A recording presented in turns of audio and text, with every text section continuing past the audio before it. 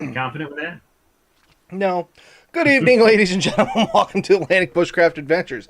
Tonight, as far as I can tell, we're on episode 318. And kind of a cool, neat topic here for us tonight. We're going to talk about some no-cook meal ideas for your next time you're out there doing your adventures and stuff like that. And, I mean, we've talked about this in short in the past, like we've mentioned it in prior videos, but we never really talked about it in its own video. So I thought it was a great idea when Ben came up with it. But like normal, Ben's topic, I'll get you to lead us in there a little bit, Ben, a little bit about what you're thinking, and then I'll follow suit.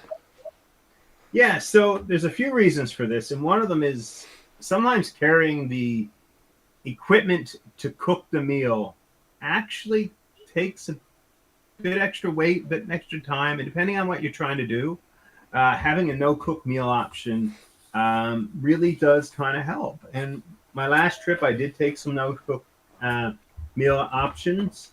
I didn't need to. I could have easily cooked up the meal, but I wanted to do it. And the one that I had used was the overnight oats, which really is not all that fancy. Any oats, I think, could be overnight oats. It's just Just how they're prepared, but they still come out delicious. And it's a very filling meal that sticks with you. It's got a lot of the nutrients and vitamins and stuff like that you need in it. Yeah, oats themselves, they can be a little carb heavy. But if it's the only thing you're eating, it's not too bad. But you have another recipe that we've talked about in the past too. It's called the no meal, and I think you yeah, do overnight oats with that, don't you? yeah. Well, so that does not need to be heated up. In fact, many of my mornings, especially when I was heavy into keto, that was exactly what I would take, and it's just chia seeds, flax seeds, um, chia seeds, flax seeds. What's that other one?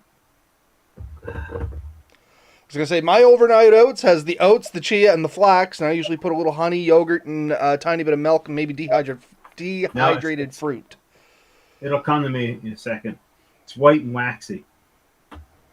I don't know. You gave me the recipe before, but in Yeah, any case, some other spots where this stuff comes in good that I was thinking is like day trips, or perhaps yeah, now, like here in Nova Scotia, there's a lot of fire bans on. You're still allowed to burn like after 7 in some areas, and some are like no burn whatsoever.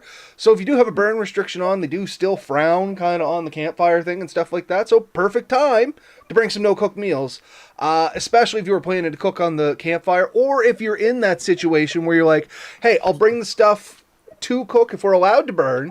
And then you get there and you find out, okay, you know what? They have a burn restriction on. Maybe we play it safe and we'll use some of these no cook meal ideas.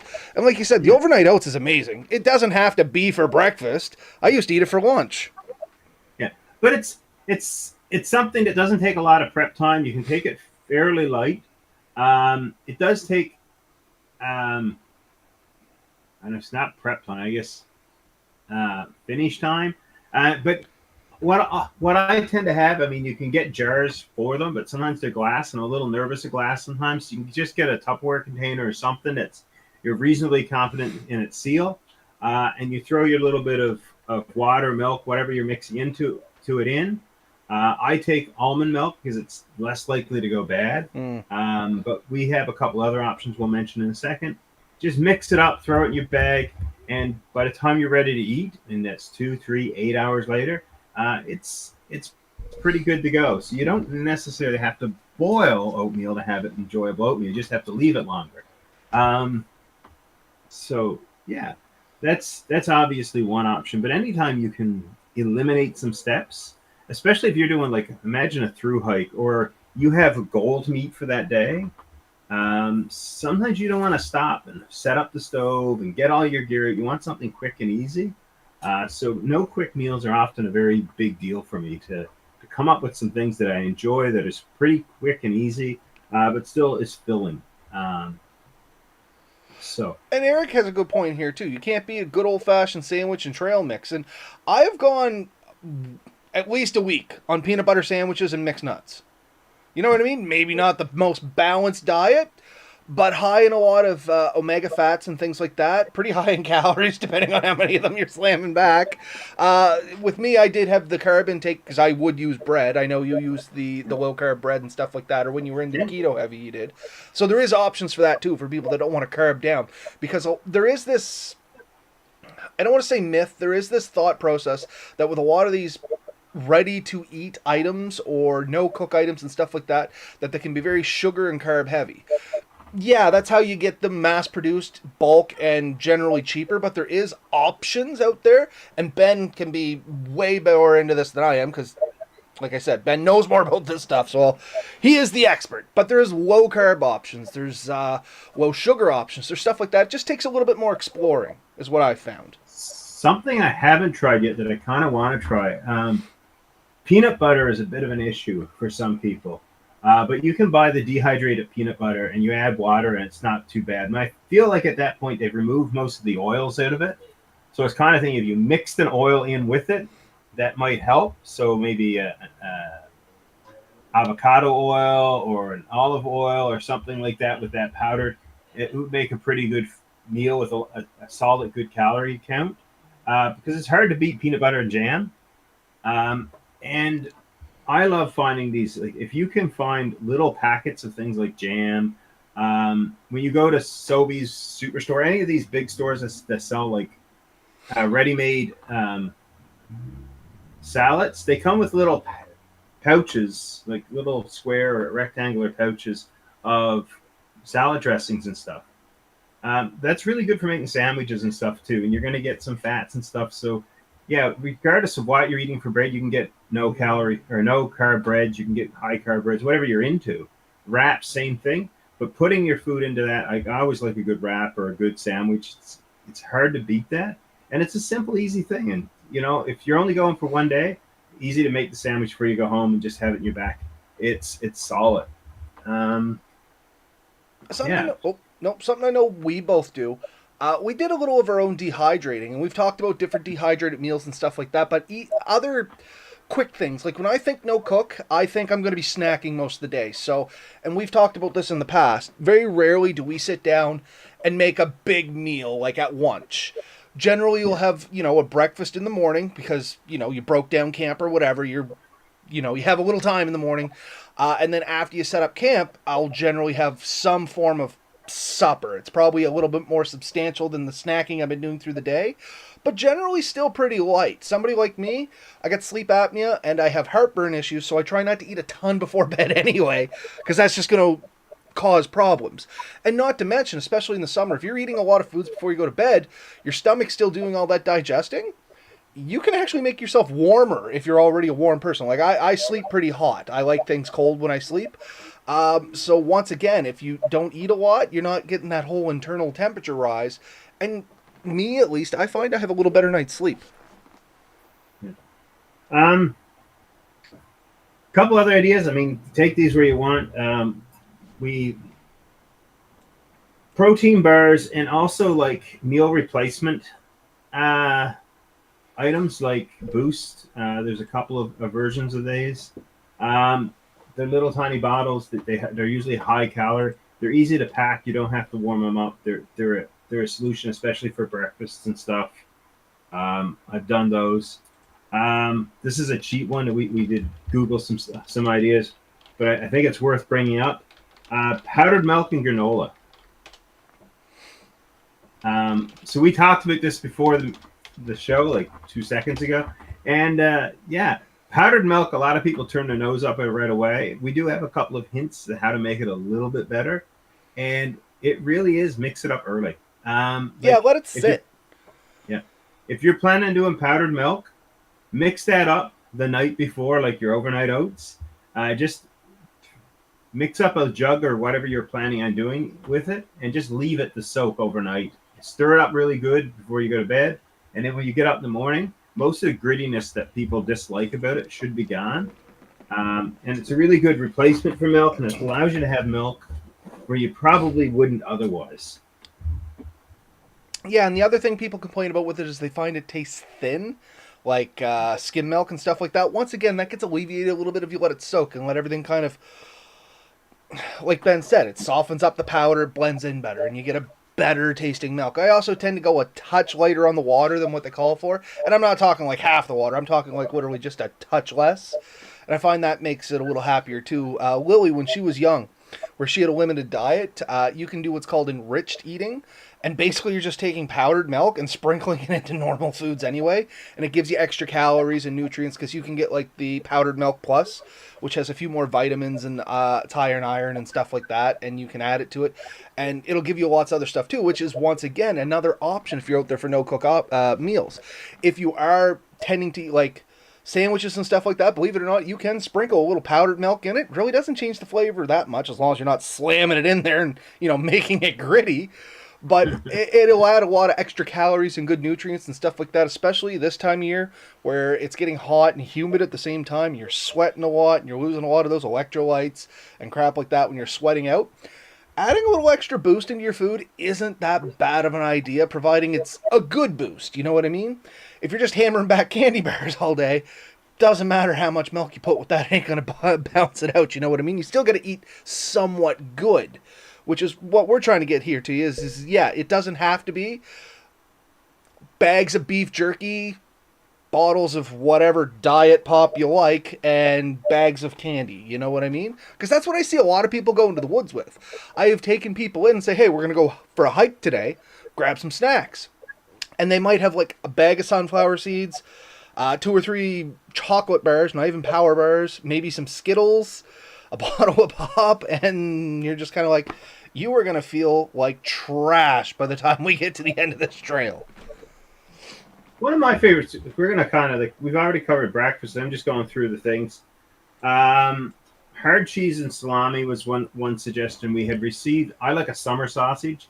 And so before a trip, I often go down to like the deli section of my grocery store and I'll pick up a hard cheese wrapped in wax. There's a few I tend to like now. In a pinch, Baby Bells, because they're like pre-proportioned. But I really enjoy that on a trip. And some good, cured meats that won't go bad really good. You can get 2 or 3 days out of those pretty easily. And that's a really good snack for me. Throw some crackers in there if you don't mind crackers. And yet, it's a solid lunch, really. I mean, no knocking of that. So Steve's got a meal here that should be right up your alley. And I've actually had this, so I can weigh in on this too. Bottled mousse with a couple slices of homemade bread and butter is my favorite no-cook meal. Eat the mousse right out of the bottle. So if people don't know, you can do what's called bottling meat. Basically, you're putting it in the bottle, you're cooking in the bottle, sealing it off without air, and it becomes shelf stable without refrigeration for an extended period of time. And I mean, it's called canning meat. And you can look it up on YouTube. We're not going to give any instructions and stuff here because, there is stuff you got to watch for. There's proper methods and there's wrong methods. That's all I'm going to say. Sorry, go ahead, Ben. I've definitely had that. Yeah. But when done right, it's really good. And I remember what I used to do with bottled mousse is I'd just take the meat right back out and make a gravy sauce right in the meat in a pan and eat it that way with biscuits. And man, that is good. Very high in fat and calories and stuff like that, but delicious. Actually, like homemade or canned meats are exceptionally good. There's no doubt about that. But if you don't have availability to that, there is plenty of canned foods. And I seen a really cool thing the other day where somebody was talking about a lot of the canned foods. Actually, if you look out by weight and calories and that, they're not much worse or much better than your dehydrated meals. Like there's a channel on YouTube right now. I can't remember who they are. I've seen it recently, but they were comparing the two of them, and I was surprised that your beans and molasses, for example, is not so much better than the one you get in a pre-made package at Costco, except that one or at REI or Canadian, whoever's selling camping food, but you're going to pay $20 a meal for one, or $3.99 or less for a can of meat at grocery stores. So think about your weight savings and all that. Is it worth it? Sometimes it is, sometimes it's not. But can of stew or can of beans, like I love a good can of beans. Oh man, beans and molasses. Somebody out there is going to love this. Somebody out there is going to hate this. Toast A little bit of shredded cheese on top. You heating up your beans and molasses and pour over the top of it. I think they used to call it an English breakfast or something like that. Man, I love that. That is so carb heavy, and you kind of feel like a bag of wieners afterwards. But it's really good. But none of those foods, like this, like a lot of canned foods, do not need to be heated up. You can eat them cold. Are they as good cold? That's a topic of debate. But especially just the canned meats, like I'll often take flakes of ham, flakes of turkey, Tuna. salmon, any of these things. You can get them in oil; it's a little bit more calories. So in the woods, you really need those calories. So consider that. Throw that on your wrap, your tortilla, your bread, or whatever. Maybe a bit of butter or hot sauce or something like that, and you're good to go. I was going to say, funny enough, I have done like a little bit of butter on a wrap with some tuna and a splash of hot sauce on it, and you'd be surprised how good that tastes after a long day of trudging through the woods. Yeah. Another one that's suggested is energy balls, and if anyone doesn't really know about that, it's dates, oats, nuts, butter, honey, just mixed all together. And I mean, if you can get them dry enough that you can kind of keep them that way. If not, but yeah, there's a few things. I heard one guy Pemmican's another big one if you look up some recipes for that. Stephen Kesting, the guy we had on here about the book, he used those power balls, didn't he? Yeah, I think so. And what's the happy camper guy? He has a recipe for ones too that he used to take. Oh, I know who you're talking about, but I can't think of the name now. I think there's one somebody called spackle, and it was literally like just like honey and a bunch of stuff. Like it came out thick and probably didn't taste And horrible. that's the thing with making your own power Per bars. ounce, yeah. Per ounce, the most calories you could get or something, they figured out. So Oh, I imagine, because it was mostly sugar with the honey and stuff like that. And that's the thing, making your own power bars, you can get some bad ones, man. I have had some bad homemade power bar recipes, and they taste like garbage. I'm sure all the nutrients and stuff is there. It's kind of like prison loaf. Have you ever heard of prison loaf? It was basically they would take a whole bunch of crap, throw it in a pan, bake it, and that's what they'd feed prisoners. It's super high in calories, nutrients. It's super dense. Tastes like garbage. You know what I mean? Super loaf. So That's what they used to call it. here's something that's been around forever, and I've barely tasted it, but I really do want to get more into it. Pemmican. Yeah. And that's what I was saying. Pemmican, if you have a good recipe, is actually pretty good. And it uses a lot of animal fat, right? So animal fat and little bits of meat and greens and berries and stuff like that. And it was a staple. Same as what's the it's not a cracker, but it's like a cracker. It's like there's another name for it, and it'll come to me eventually. It's like a sailor's biscuit or something like that. Wayfair. What is it? Wayfair. Maybe. Anyway, it's basically like a no-bake biscuit, and it dries out hard and dense, and it keeps really well. It'll get you through. Hardtack. Thank you very much, Eric. It's hardtack. It's I don't know, man. It gives you food, but it is not tasty food unless something is added to it. But once again, some of that mixed with like a little peanut butter or a little jam or even a little honey, molasses, something like that. For me, hardtack was soaked in water for overnight or cooked. Oh, okay. Maybe that's my problem. I've been eating it just straight up biscuit. And it is like chewing on wafers that are harder than the hubs of hell. No, there is something else though that's so yeah, I'll give you a recipe for hardtack. Okay, for fair enough, to make because the one I tried was terrible. Absolutely terrible. But no, there's some other ideas in there too. We kind of went down a rabbit hole there. But a lot of dried fruits you can do at home. If you don't have a dehydrator, like take bananas, slice them thin, apples, slice them thin. You can sun dry those suckers to the point where they're going to keep for a couple days. Now, you may not get months out of them like you would out of a dehydrator, but if you're just going for a week, week and a half, you're going to get that time. And personally, me, when it comes to dehydrated fruit, I like it a touch chewy. I don't like hard and crunchy. I like a touch chewy. Kind of reminds me of a gummy, and I find it has more flavor. Dehydrated fruits and nuts are always good. I mean, that's really what any good trail mix is. And you're wondering how to get some of your favorite. Just go down to your local bulk barn and buy the things you like the most and mix them together. Apricots are awesome. I love apricots. Oh, dried apricots are amazing. Yeah, I like ginger root. Dry out the ginger root and then just put a little powdered sugar on it. I love that. Oh yeah. So all really good ideas. Yeah. So I mean, there's a few others here. Some of them I'm not going to really get into too much. Um, Energy balls, summer sausage. Well, getting back to the meats, some other stuff that people have is you can get like the little individual pepperonis and pepperettes and stuff like that. You and I have done this.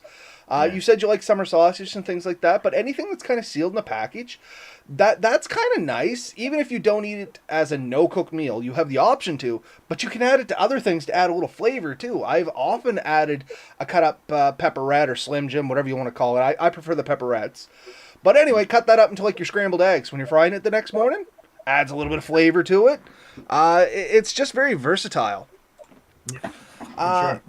and freeze dried meals. I You can get pre-freeze dried meals, but then you have to rehydrate them and stuff like that. Much like a full dehydrated meal. But I don't have a lot of experience with doing the freeze drying myself. I knew somebody that had a freeze drying machine and wanted to try it, and I kind of lost my opportunity. Have you ever had any experience with them? No, I have the dehydrator, my own dehydrator. I haven't had a freeze dryer, um, and I guess there is definitely a difference, but I've never had it. I did see one online a little while ago and thought about it, but I just don't have space. Uh, but no, but you can buy them, and apparently cold soaking those works almost as well. I just think about it: is it a food you'd want to eat cool or cold? Hmm. If you think about it, a chili cold isn't horrible. No, I can eat a lot of food cold. Probably Yeah. more than most. So I can, as long as it won't kill me, I'll eat it. Generally, you know what I mean? But I think the end goal here, I think we've given a lot of good ideas out there, I think, and I don't want to labor it much longer.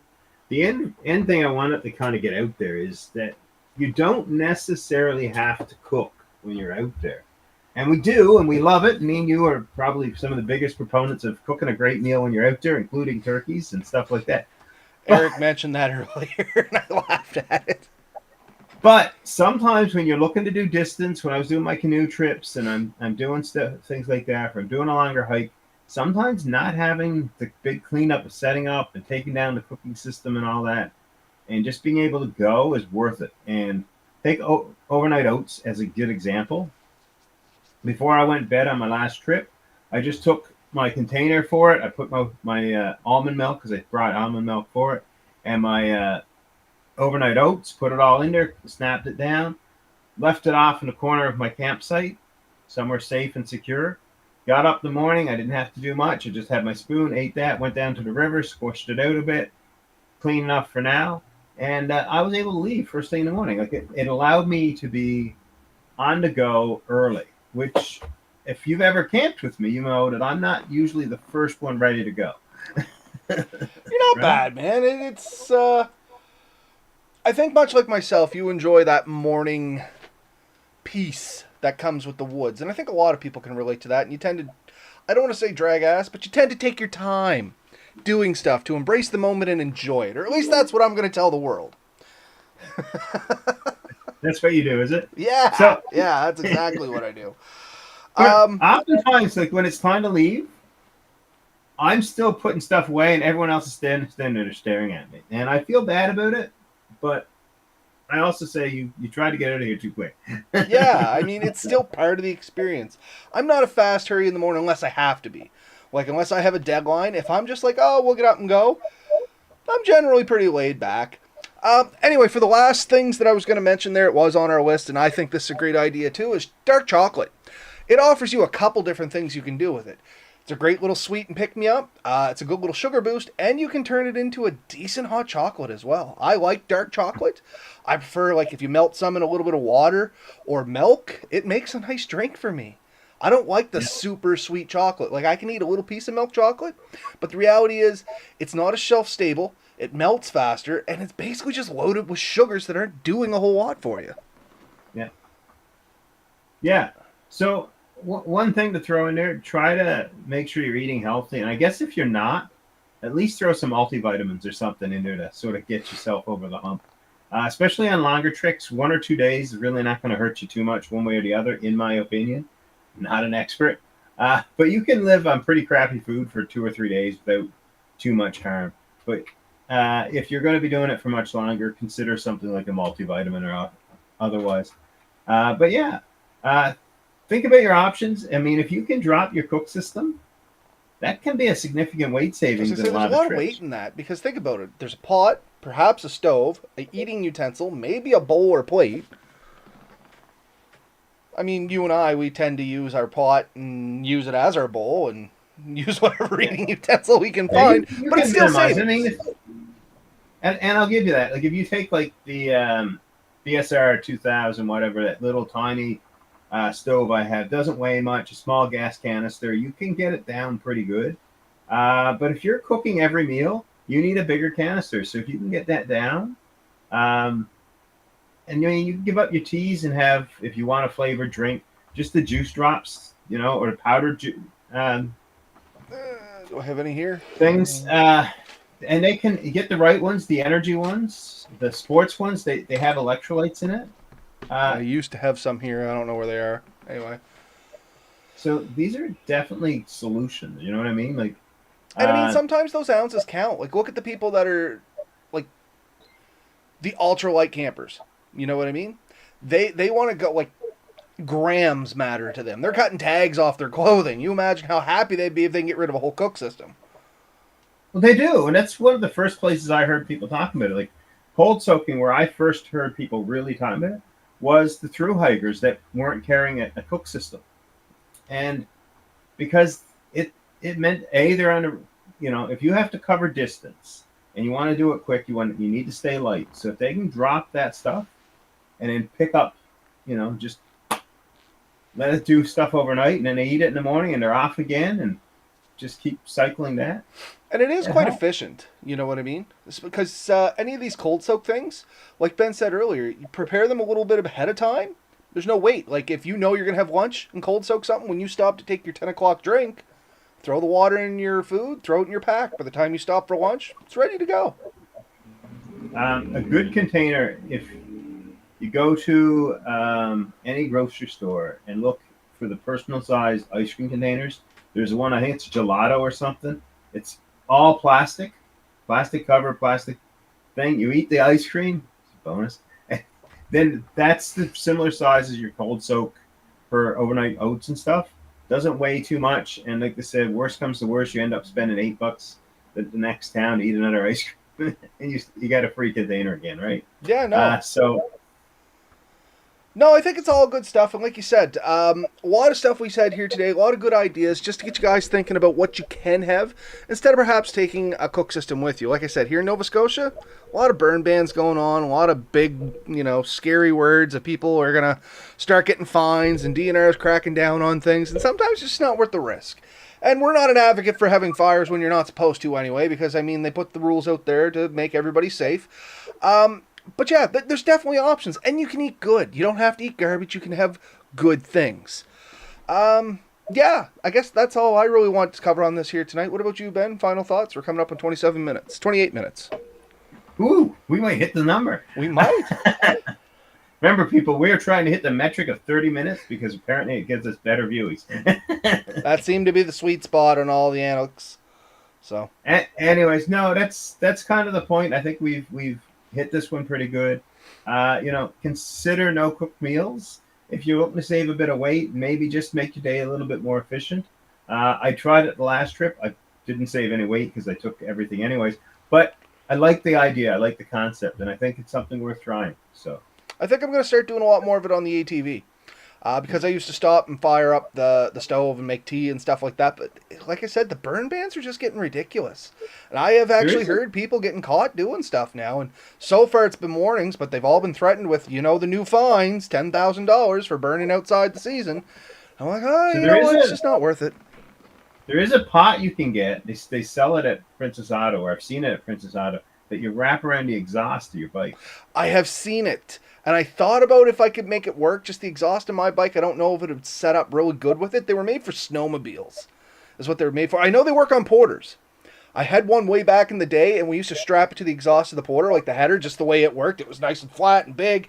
You could strap it there, and man, you could make like bacon and eggs and sausage and eat real good. Throw all that stuff in at like 5 just as you're starting up, and then about 7 o'clock fuel up time. Man, you ate like a king while you were waiting the 10, 15 minutes for the fuel to flow. You know what I mean? Yeah. But anyway, yeah, food for thought. Well, no pun looking at you intended, but with happily envy. accepted. What was that, Ben? Everyone else around looking at you with envy, like, how did he get that meal? No, most of them are like, I can't believe you're going to eat that off the exhaust. I'm like, it's in a container.